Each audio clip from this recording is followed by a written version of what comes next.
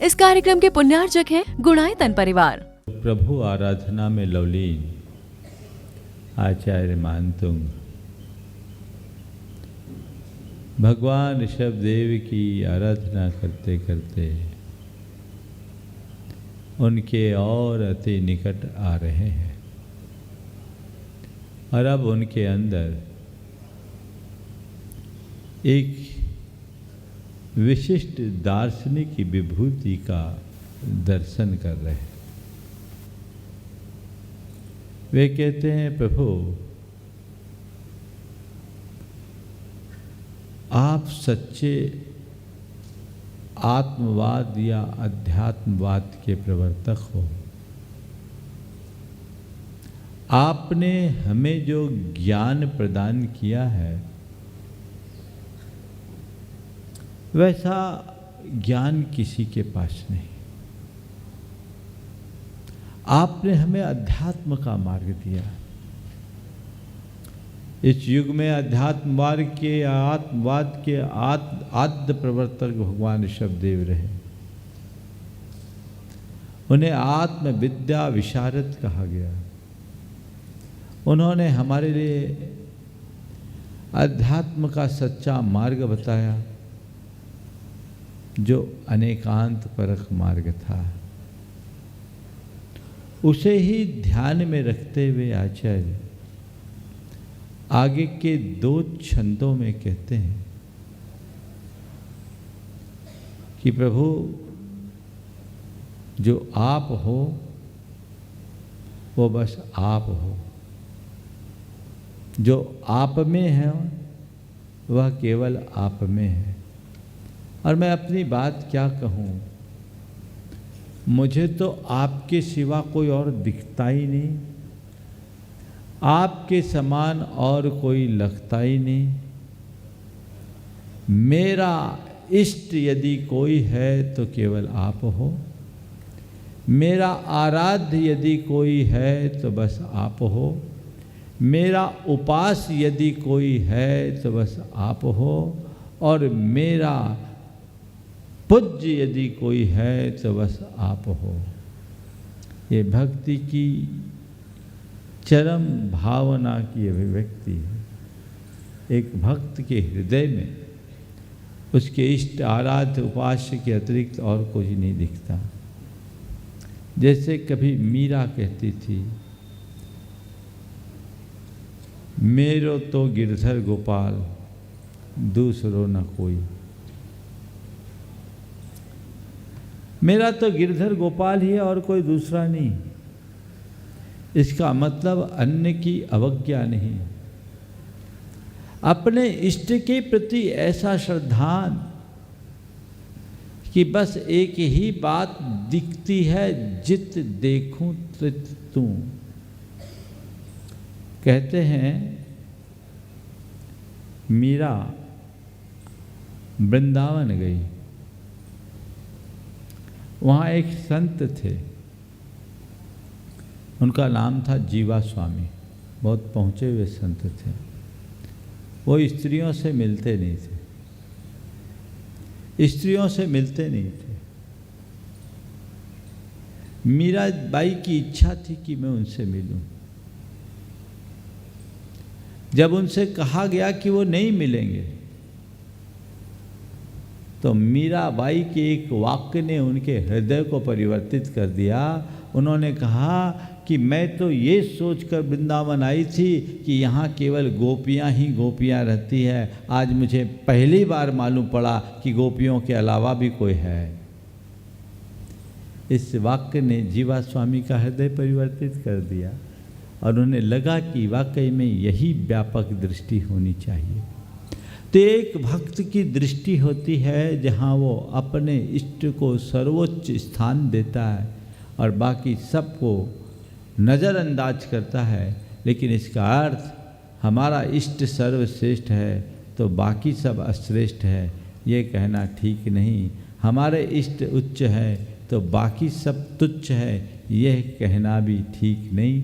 एक तो भक्ति का तरीका है। आचार्य मानतुंग कहते हैं, क्या करूं, आप मेरे आँखों में बस गए हो तो मुझे अब आपके अलावा और कुछ दिखता ही नहीं और कोई को भी देखता हूँ तो उसमें भी केवल आप दिखते हो, अब मैं क्या करूँ। ये इस भाव के साथ आगे के 2 छंद हैं, हम इनके शब्दार्थ को भी देखेंगे और इनके तात्पर्यार्थ को भी देखेंगे।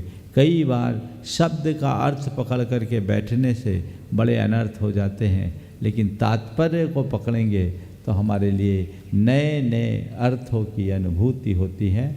हम एक साथ 2 छंद लेंगे, फिर उन पर विशेष चर्चा। ज्ञानम यथा त्वयि विभाति कृतावकाशम,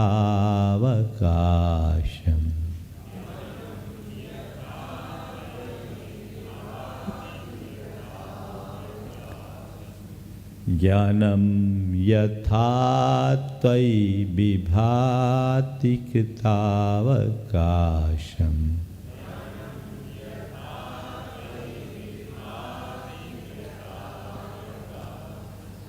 नैवं तथा हरिहरादिषु नायकेषु,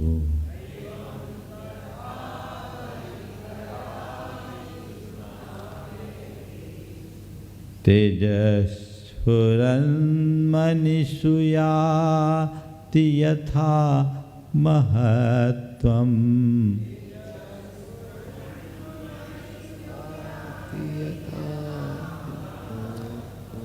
तेजस्फुरन्मनिषु याति यथा महत्त्वम्,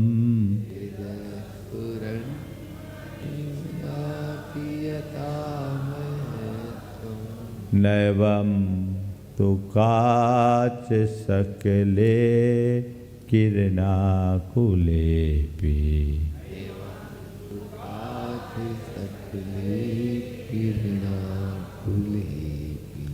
मन्ये वरं हरिहरादेव दृष्टा,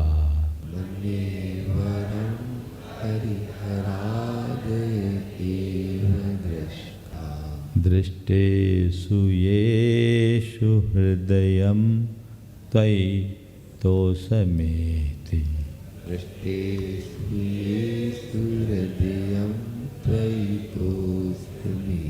किं वीक्षितेन भवता भुवयेन नान्यः,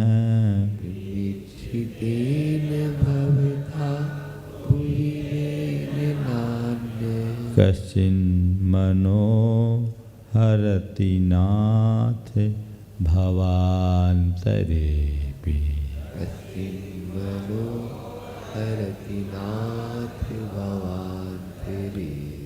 कश्चिन्मनो हरति नाथ भवान्तरेऽपि,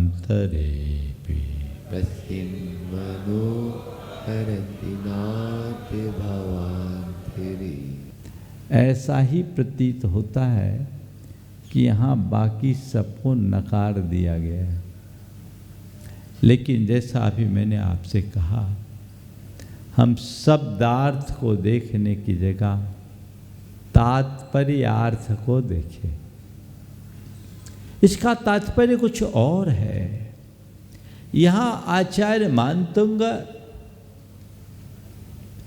किसी व्यक्ति की तुलना नहीं कर रहे हैं। आचार्य मानतुंग की दृष्टि में भगवान ऋषभदेव और अन्य नहीं है। यहाँ आचार्य मानतुंग की दृष्टि में भगवान ऋषभदेव के द्वारा प्रतिपादित दर्शन है, और वे भगवान ऋषभदेव के दर्शन के साथ अन्य दर्शनों को देख रहे हैं। और जब दर्शन की तुलना की जाती है तो दार्शनिक की तुलना होती है, व्यक्ति की समीक्षा कतई नहीं होती, लेकिन विचारों की समीक्षा होती रही है, दर्शन की मीमांसा होते रही है।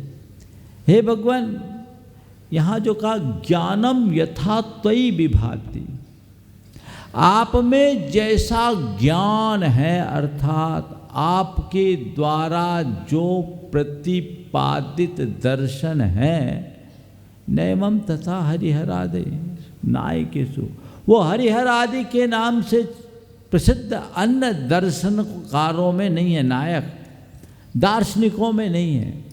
जो आपके दर्शन में हमें दिखता है वो अन्यत्र नहीं है, क्योंकि आपके द्वारा प्रतिपादित दर्शन अनेकांत मूलक दर्शन है।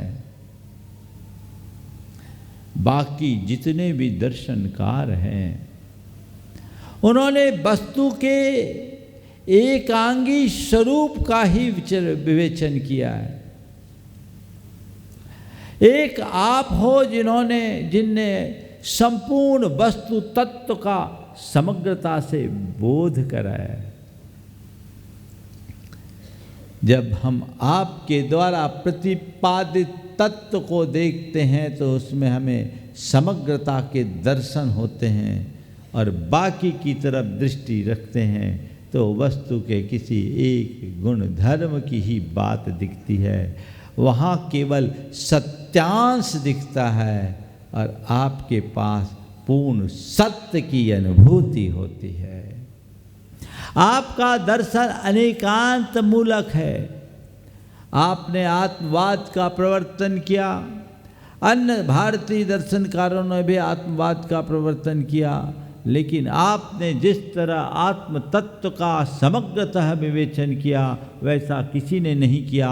कोई आत्मा को नित्य कूटस्थ मानता है, कोई आत्मा को क्षणिक मानता है, कोई आत्मा को पूर्णता अकर्ता मानता, कोई आत्मा को अभोक्ता मानता, लेकिन आपने जो वस्तु का स्वरूप बताया वह नित्य परिणामी बताया। आपने अनेकांतात्मक दृष्टि से बताया कि यह आत्म तत्व शाश्वत भी है और परिवर्तनशील भी है।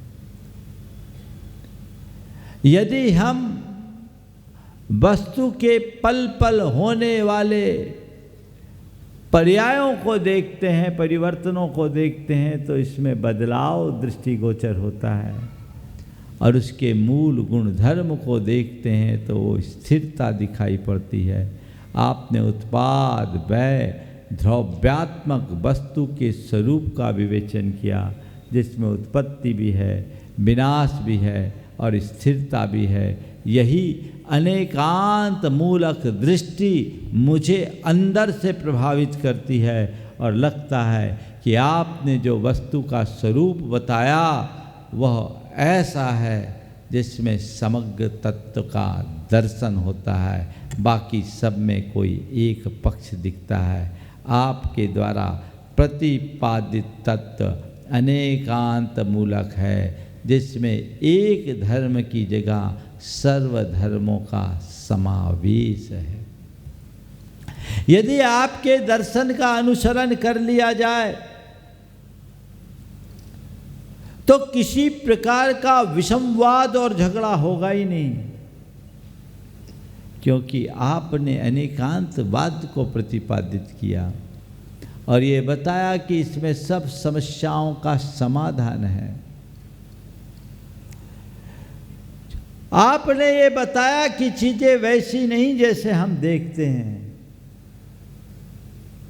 अपितु हमारी जैसी अनंत दृष्टियों से देखे जाने योग्य है। चीजें परस्पर विरोधी अनंत गुण धर्मों का पिंड है। यदि वस्तु के स्वरूप को ठीक तरीके से जानना है तो हमें उसे समग्र दृष्टि से देखना होगा, और ये समग्र दृष्टि आपके दर्शन में ही दिखाई पड़ती है, क्योंकि आपने वस्तु का स्वरूप जिस तरह से प्रतिपादित किया उसमें केवल और केवल यही झलक दिखती है। आपने कहा कि ही की बात मत करो, भी की बात करो। ही एकांत का द्योतक है और भी अनेकांत का प्रतीक है। जहाँ केवल अपनी बात का आग्रह हो वो ही है, एकांत है। वहाँ झगड़े हैं, और जहाँ अपनी बात के साथ साथ सामने वाले बात का भी आदर हो वहाँ भी है, अनेकांत है, समन्वय है। इसलिए हम आपसे प्रभावित हैं। इसलिए हमें दिखता है कि जो आभा आपके द्वारा प्रतिपादित अनेकांतात्मक तत्व ज्ञान में है, वह एकांतवादियों में नहीं है। चाहे आप उनका कोई भी नाम लो, हम अनेकांत के पुजारी हैं, अनेकांत के उपासक हैं, इसलिए हम कहते हैं अनेकांतात्मक ज्ञान, तत्व ज्ञान जिस तरह का प्रभाव छोड़ता है वो अन्यत्र नहीं, क्योंकि उसमें सब समाधान है और बाकी जहाँ जहाँ एकांत है वहीं झगड़े हैं। आप झगड़ा मिटाने वाले हो, सबका कल्याण करने वाले हो, और इसलिए मैं आपसे प्रभावित हूँ, आपका भक्त बन गया हूँ और मुझे केवल आप ही अच्छे लगते हो, क्योंकि आपका दर्शन मुझे अच्छा लगता है। ये इसका तात्पर्य अर्थ है। यहाँ किसी की आलोचना नहीं, यहाँ किसी की उपेक्षा नहीं, यहाँ केवल दर्शन की समीक्षा है। एक बादशाह हुआ राजस्थान में, उसके यहाँ खजाना भरा पड़ा था। अब वो खजाना के लिए एक बीजक लिखा था कि खाटू और मकराना के बीच में धन गड़ा है। अब धन की जरूरत, अब खाटू और मकराना के बीच में धन गड़ा है, बीजक में साफ साफ लिखा है। अब खाटू और मकराना की दूरी 30 किलोमीटर के करीब बताते हैं। खाटू श्याम जी नहीं, खाटू एक अलग है, माइन से वहाँ पत्थर निकलता है। अब खाटू और मकराना के बीच में 30 किलोमीटर के एरिया में कहाँ कहाँ छाने। शब्द को पकड़ने वाला तो खाटू से मकराना ही भागेगा, लेकिन राजा ने शब्द को नहीं, उसके तात्पर्य को पकड़ा, क्योंकि उसके महल में पत्थर लगे थे, उसमें खाटू के भी पत्थर लगे थे और मकराना के भी पत्थर लगे हुए थे। एक खंबा मकराना के पत्थर का था और एक खंबा खाटू के पत्थर का था। निष्कर्ष निकाला गया कि खाटू और मकराना के बीच में धन गड़ा है। दोनों खंभों के बीच को खोदा गया, अपार खजाना निकल गया और उनका काम हो गया। तो शब्द को पकड़ोगे तो भ्रमित हो जाओगे, और तात्पर्य को पकड़ोगे, उसके आशय को पकड़ोगे तो सारा भ्रम टूट जाएगा। तो कह रहे जिस तरह का ज्ञान इस अनेकांतात्मक तत्व में, वो अन्यत्र नहीं है, क्योंकि इसमें सबका समाधान है। थोड़ी सी चर्चा अनेकांत की भी कर लूँ। या अनेकांत क्या है, इसमें सबका समाधान क्या है। हमारे आचार्यों ने कहा, जेन बिना लोगस्य बहवारो बिन संभवति तम तिहु अनेक गुरुनो नमो नमो नेयंत वायस्य। जिसके बिना लोक व्यवहार भी संभव न हो, ऐसे तीन लोक के एकमात्र गुरु स्वरूप अनेकांतवाद को मेरा नमस्कार। जैन दर्शन क्या कहता है? जैन दर्शन कहता है कि प्रत्येक वस्तु परस्पर विरोधी अनंत धर्म युगलों का पिंड है, और उसके ज्ञान के लिए हमें समग्र दृष्टि को अपनाना पड़ेगी। हम अपने समग्र दृष्टि से ही वस्तु का समग्र बोध कर सकते हैं। एकांगी दृष्टि से हम उसका एकांगी ही बोध करेंगे, पूर्ण बोध नहीं कर पाएंगे। जैसे मैं आपसे सवाल करूं, हिमालय किधर है, तो आपका उत्तर क्या होगा? बोलिए। हाँ, उत्तर में है। हिमालय किधर है, तो आपका जवाब होगा उत्तर में। और यही सवाल यदि किसी चीन के व्यक्ति से पूछा जाए तो वो क्या कहेगा? हाँ, दक्षिण है। तो जो उत्तर है वो दक्षिण कैसे हो गया? अब इसको जानने के लिए क्या करना होगा? अगर कहीं चीनी और भारतीय दोनों मिल जाए, और भारतीय कहे हिमालय उत्तर में है और चीनी कहे दक्षिण में है, और दोनों अपनी बात पर अड़ जाए तो क्या होगा? लड़ेंगे और क्या होगा? लेकिन अड़ते नहीं हैं। अड़ेंगे क्या? आपके सामने कोई चीनी कहे कि हिमालय दक्षिण में, तो आप उसको स्वीकार करोगे कि अस्वीकार? हाँ, स्वीकार करोगे, क्योंकि आप जानते हो कि भाई हमारे उत्तर में, इसके तो दक्षिण में, इसलिए वो भी ठीक कह रहा है, हम भी ठीक कह रहे हैं। हाँ, हिमालय हिमालय है, हमारे उत्तर में, उनके दक्षिण में है, हम ये जानते हैं, पर बताना होगा तो हमें अपेक्षा लगानी होगी। जब भारत की अपेक्षा होगी तो हिमालय उत्तर में कहलाएगा, और जब चीन की प्रमुखता होगी तो हिमालय दक्षिण में पहुंच जाएगा। वही हिमालय हिमालय है, वह उत्तर में भी है और दक्षिण में भी है ना? आप एक्सेप्ट करते हैं कि नहीं करते? यहाँ तो खींचातानी नहीं होती। एक व्यक्ति, इस सभा में ऐसा कोई व्यक्ति है क्या जहाँ पिता पुत्र दोनों आए हों? है क्या? एक साथ खड़े हो जाओ थोड़ा। पिता पुत्र, अगर पोता हो तो और अच्छा है। बाप बेटे हैं, पिता पुत्र और पोता। कहाँ है?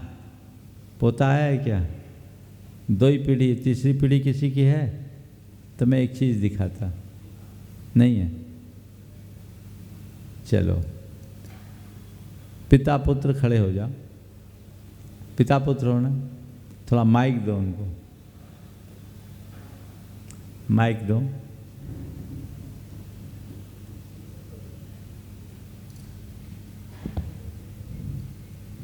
थोड़ी देर के लिए, क्या नाम है तुम्हारा? हाँ, सुरेंद्र। सुरेंद्र जैन। नमोस्तु। मैं कोई बुजुर्ग आदमी इनके बाजू में खड़े हो जाओ तो सुरेंद्र जी के। विनोद जी आप खड़े हो जाओ इधर, है ना? आप बीच में रहो सुरेंद्र। हाँ, अब देखो,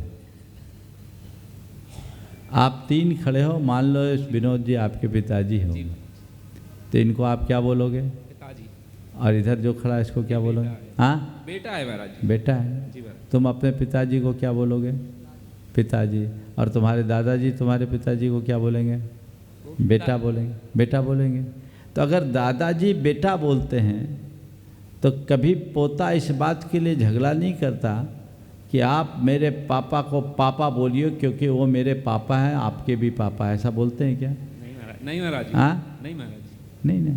और बेटा अपने बेटे को बेटा पुकारता है तो वो अपने पिता से कभी ये नहीं कहता कि जैसे ये मेरा बेटा वैसे आप भी मेरे बेटे हो, ऐसा कहते हैं क्या? नहीं महाराज जी, नहीं कहते। क्या करते हैं? अपेक्षा लगा लेते हो ना? तो हाँ, मैं इसका पिता हूँ पर ये मेरे पिता हैं, इसी अपेक्षा का नाम अनेकांत है। पिता और पुत्र परस्पर विरोधी धर्म है, समझ गए ना? बैठ जाए। पिता और पुत्र परस्पर विरोधी धर्म है, लेकिन एक ही व्यक्ति में अविरोधी रूप से है ना। अब इसको हम जान रहे हैं, बताने के लिए हमें एक क्रम अपनाना पड़ेगा जिसमें एक मुख्य होगा, दूसरा गौण। एक मुख्य होगा और दूसरा गौण होगा, और ये मुख्य और गौण की व्यवस्था से बात भले प्रतिपादित होगी, लेकिन वस्तु में तो एक साथ है। इसी समग्रता का बोध कराने वाला दर्शन अनेकांत दर्शन है। भगवान ने कहा ये बात सब संदर्भों में लागू होती है।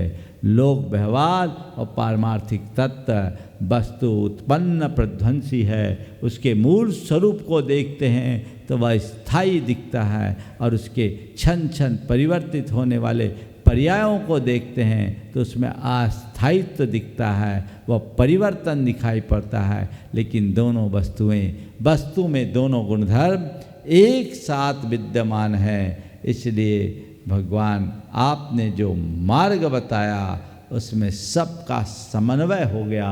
सब दर्शनकारों के अभिमत आपके द्वारा प्रतिपादित दर्शन में समाहित हो जाते हैं, क्योंकि आपने अनेकांत परक व्यापक दृष्टि दी है और हम उसी दृष्टि के अनुरागी हैं, हम उसी दृष्टि के संपोषक हैं, हम उसी दृष्टि का आलम्बन लेकर आगे बढ़ते हैं। इसलिए भगवान आपकी जो तत्व ज्ञान की आभा है वो चमकते हुए महामणि के समान है और उस आभा के आगे बाकी सब दार्शनिकों की जो आभा है वो फीकी पड़ जाती है।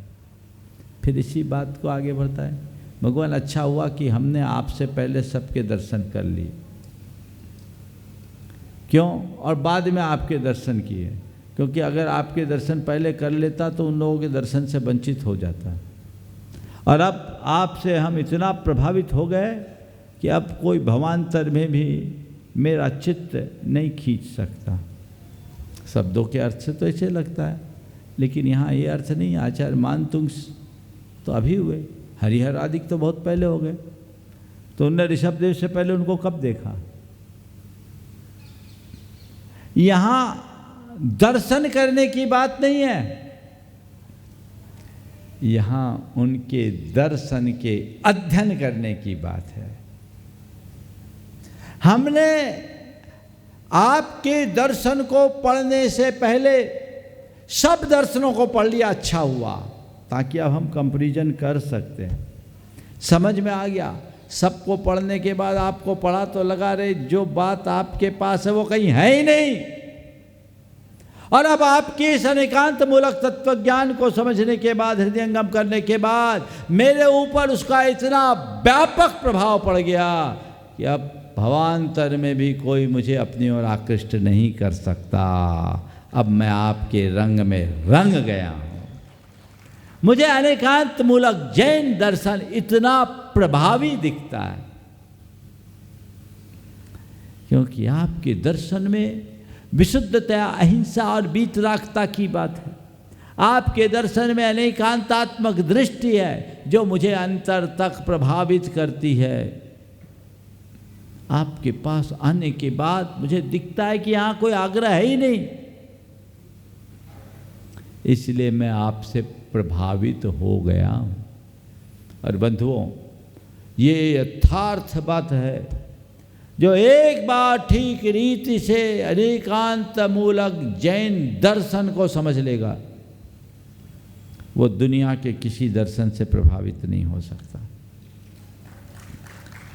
इसलिए जैन दर्शन को समझने की कोशिश करिए। एक जमाना था जब शास्त्रार्थ चलता था। उस जमाने में एक धर्म के लोगों का दूसरे धर्म के लोगों के साथ बड़ा शास्त्रार्थ चलता। 1922 के आसपास की बात। उस समय जैनियों का आर्य समाजियों से बड़ा शास्त्रार्थ होता था। आर्य समाजियों के एक बड़े विद्वान गुरु थे आत्मानंद जी। वे जब मरणासन थे तो थोड़े चिंतित से दिखे। उनकी शिष्य मंडली उनको घेरे हुए थी। शिष्यों ने कहा, गुरुदेव आप बिल्कुल किसी प्रकार की चिंता न करें, आप निश्चिंत रहें, ईश स्मरण करें, अब आपका समय निकट आ रहा है। उन्होंने कहा, मुझे कोई चिंता नहीं। चिंता किस बात की? वैसे ही सन्यासी हूँ, मुझे कोई चिंता नहीं, वैसे ही सन्यासी हूँ। चिंता किस बात की? चिंता केवल एक है, मेरे बाद जैनियों से शास्त्रार्थ कौन करेगा। चिंता केवल एक है, मेरे बाद जैनियों से शास्त्रार्थ कौन करेगा। उनकी शिष्य मंडली में एक बड़े प्रतिभावान मेधावी शिष्य थे कर्मानंद जी। उन्होंने कहा, महाराज मैं करूँगा, तू करेगा, कुछ आता जाता है जो करेगा। महाराज वचन देता हूँ आपको, चप्पा चप्पा छान मारूंगा उनका। उन्होंने उसे आशीर्वाद दिया। उनके मन में संतुष्टि के भाव उमड़े। आत्मानंद जी का देहावसान हुआ। उसके बाद 1922 में 20वीं शताब्दी का आखिरी शास्त्रार्थ अम्बाला में हुआ। अम्बाला में कर्मानंद जी के नेतृत्व में जो शास्त्रार्थ हुआ, उस शास्त्रार्थ में 6 दिनों में कर्मानंद जी ने जो बातें रखी, उससे जैन विद्वानों के धज्जियां उड़ा दी।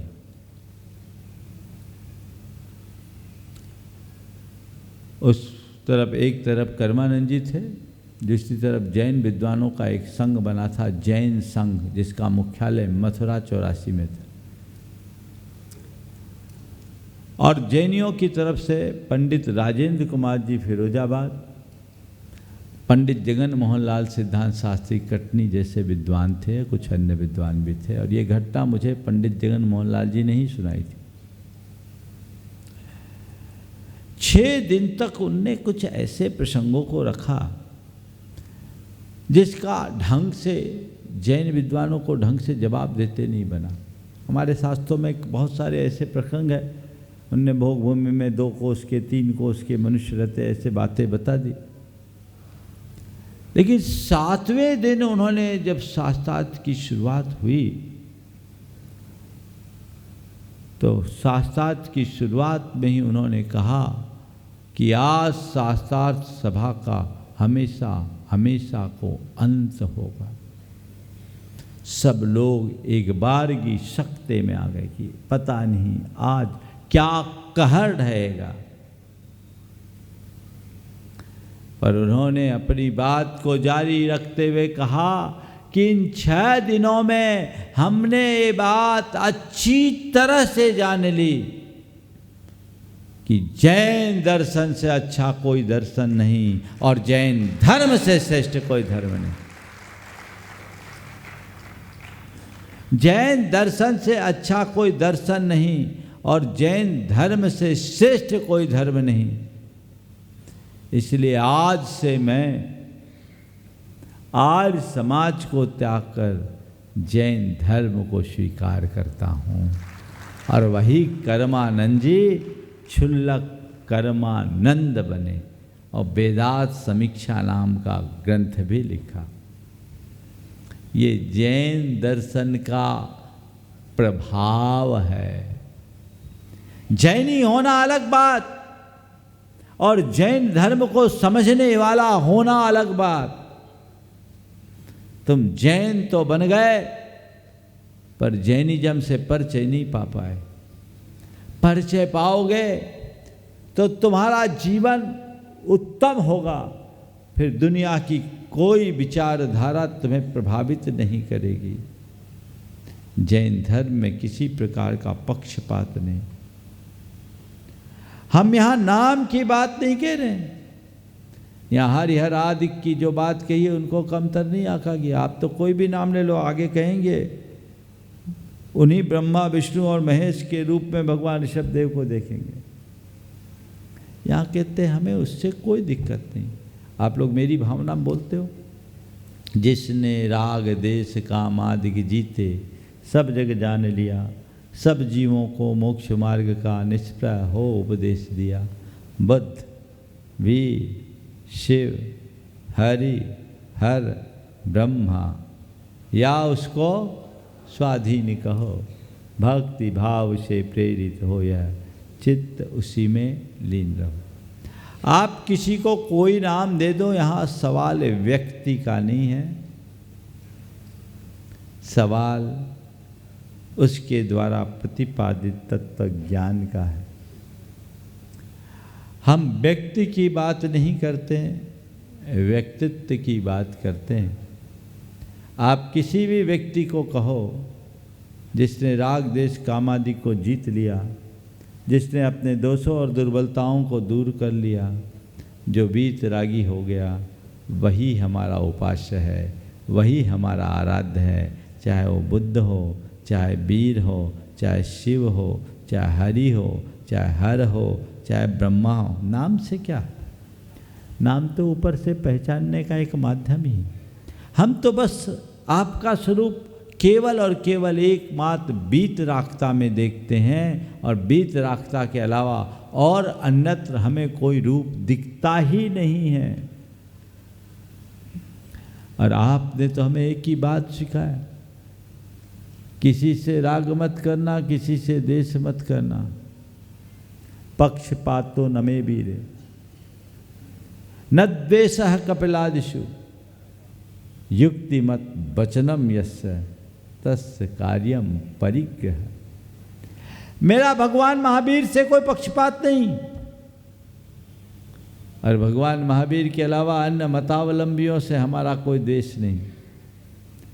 जिसके युक्ति मत वचन हैं, जिसकी बातें तर्क संगत है, उसे स्वीकार कर लो। जैन दर्शन की यही विशेषता है, वो अनेकांत की बात करता है। वो ये नहीं कहता कि मेरा सो खरा, वो सदैव एक ही बात कहता है, खरा सो मेरा। मेरा सो खरा एकांतवाद, खरा सो मेरा अनेकांतवाद। तो भगवान आपने हमें यही मार्ग बताया। एक महान आचार्य हुए समंतभद्र महाराज, महान दार्शनिक भक्त कवि, जिन्होंने भगवान की परीक्षा ली। भक्त की परीक्षा की कहानी तो हम रोज पढ़ते सुनते हैं, पर कभी आपने भगवान की परीक्षा लेने वाले भक्त की बात नहीं सुनी होगी। पर जैन जगत में एक ऐसे महान आचार्य हुए वाग्मी, जिनने भगवान की परीक्षा ली, आत्ममीमांसा की, और भगवान के पास पहुंच गए। भगवान ने पूछा क्यों आए? बोले आपके दर्शन करने के लिए आए। मेरे दर्शन के लिए क्यों आए? भगवान आप क्या सोचते हो, मैं आपके दर्शन के लिए क्यों आया? देवों का आगमन आ रहा है, समोसरण रचा है, आप आकाश में गमन कर रहे हो, छत्र चमर भामंडल आदि का आपकी विभूतियां हैं, इससे खिंच करके मैं आ गया। बोले और कोई आ सकता है, समंतभद्र नहीं आ सकता। और कोई इन सब बातों से प्रभावित हो जाए, समंतभद्र इन सब बातों से प्रभावित नहीं होने वाला, क्योंकि समंतभद्र की दृष्टि में इसका कोई मूल्य ही नहीं है। मैं इनसे खिंच के आपके पास नहीं आया। बोले क्यों? बोले ये तो मायावियों में भी हो सकता है, कोई इंद्रजालिया भी कर सकता है। आपने अपनी इंद्रजाल रच करके, माया रच करके ये सब खींच लिया, दुनिया आपके पीछे पागल हो गई, मैं तो नहीं होने वाला। तो भगवान ने कहा देख, तेरे को मैं तो बुलाया नहीं, तू खुद ही आया। हाँ आया हूं, तो तू ही बता दे कि तू किस लिए आया। तुझे मुझ में ऐसी क्या खासियत दिखी जिससे खिंच के तू यहां आया, तू ही बता दे। देवागम नभो या न चामरादि विभूतिया मायादिष्वपि दृश्यन्ते। हाँ ना, हाँ तातस नो महान, इसलिए आप मेरे लिए महान नहीं हैं। इस कार्यक्रम के पुण्यार्जक थे गुणायतन परिवार।